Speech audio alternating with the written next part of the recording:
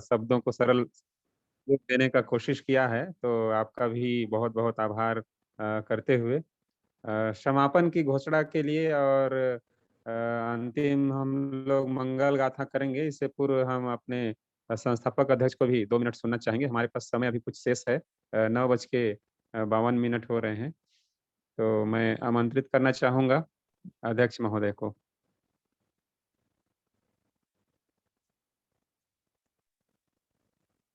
सभी संत गुरुओं को नमन करते हुए बहुत बहुत धन्यवाद, बहुत बहुत आभार। हमारे आज के आदरणीय अध्यक्ष जी जिन्होंने अध्यक्षता की कार्यक्रम की, और मुख्य अतिथि जी का भी बहुत बहुत आभार, विशिष्ट अतिथि जी का भी बहुत बहुत आभार, संचालक जी हमारे छोटे भाई अशोक सोनवानी साहब का भी बहुत बहुत आभार, हमारे राष्ट्रीय कार्यकारी अध्यक्ष साहब का भी बहुत बहुत आभार।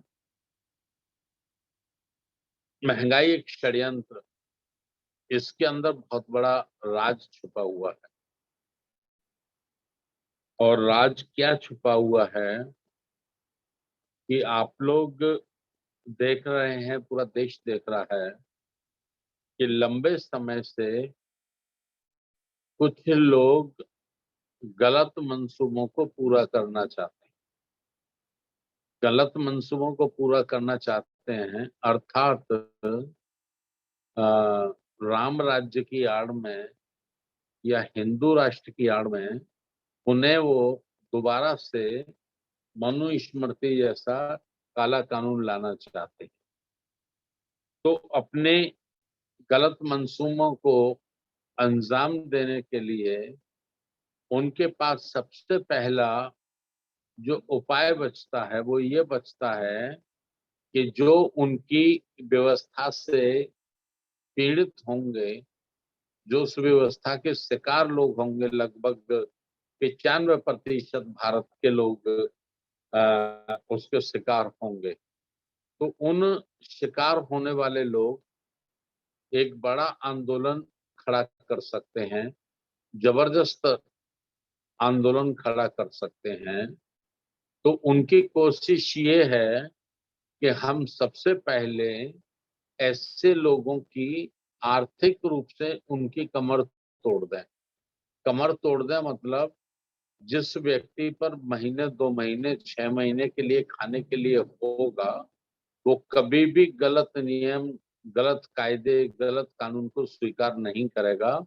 वो अपने हक और अधिकार के लिए, अपने स्वाभिमान के लिए संघर्ष करेगा।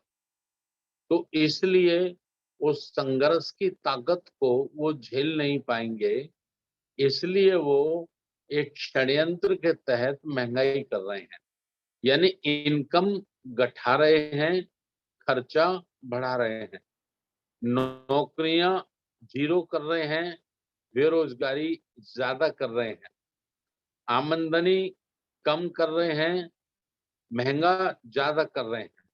जैसा हमारे कृपाल सिंह साहब ने कहा, हमारे कामता प्रसाद साहब ने भी कहा, हमारे अध्यक्ष धर्मेंद्र दादरा साहब ने भी कहा कि महंगाई बढ़ने के कोई कारण होते हैं, या तो प्राकृतिक कोई आपदा या किसी देश से कोई युद्ध, लेकिन यहाँ तो जस्ट उल्टा है।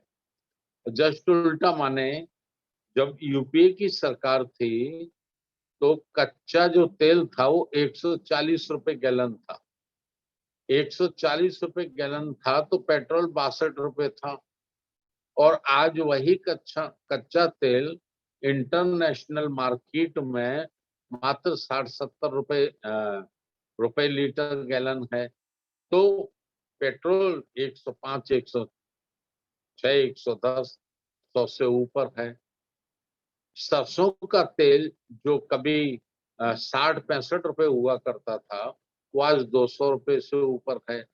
तो इस प्रकार से आप इतने में समझ लीजिए, मैं ज्यादा नहीं आज बोलना चाहता इस पर, कि इनकम घटानी है, प्रत्येक व्यक्ति की आमदनी कम करनी है और खर्चा ज्यादा करना है।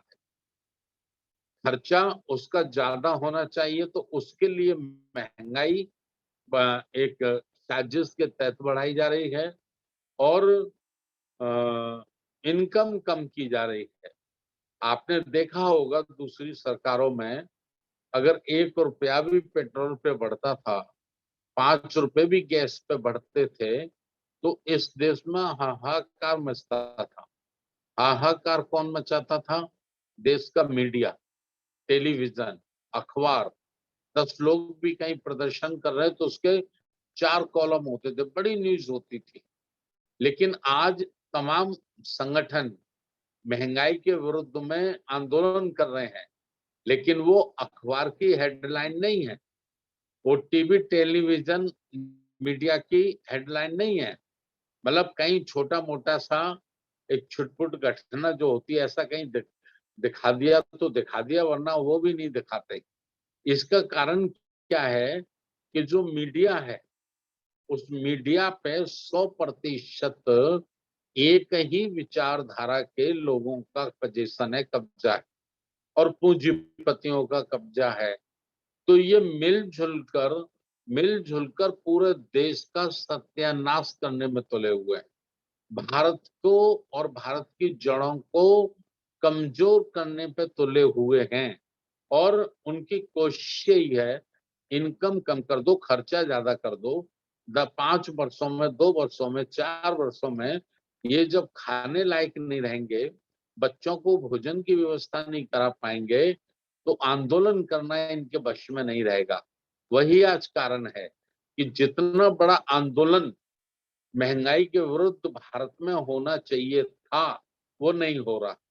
क्योंकि पहले नोटबंदी करके भारत के नागरिक की कमर तोड़ी गई, फिर कोविड-19 उनको मिल गया, कोरोना मिल गया। आज इतना मनुष्य भयभीत है, इतना भयभीत है, इतना भयभीत कर दिया गया, उसको टेरराइज कर दिया गया है कि आंदोलन के लिए वो खड़ा नहीं हो रहा।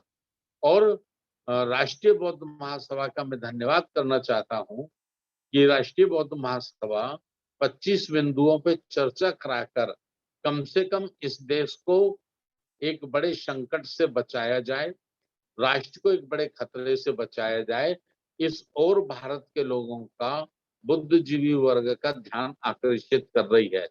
तो अंत में मेरा निवेदन यही है कि एक बड़ा षड्यंत्र है, इनकम घटा दो, खर्चे बढ़ा दो, तो निश्चित रूप से भारत की प्रजा, भारत के 95% लोग आर्थिक रूप से कमजोर हो जाएंगे, मजबूर हो जाएंगे, मजलूम हो जाएंगे और फिर उनके ऊपर मनगढ़ंत कानून थोपे जा सकते हैं, उनके ऊपर लागू किए जा सकते हैं। ये षड्यंत्र है, बहुत बड़ा षड्यंत्र है, इसे हमें समझना चाहिए। बहुत बहुत धन्यवाद। नमो बुद्धाय, जय भीम। बहुत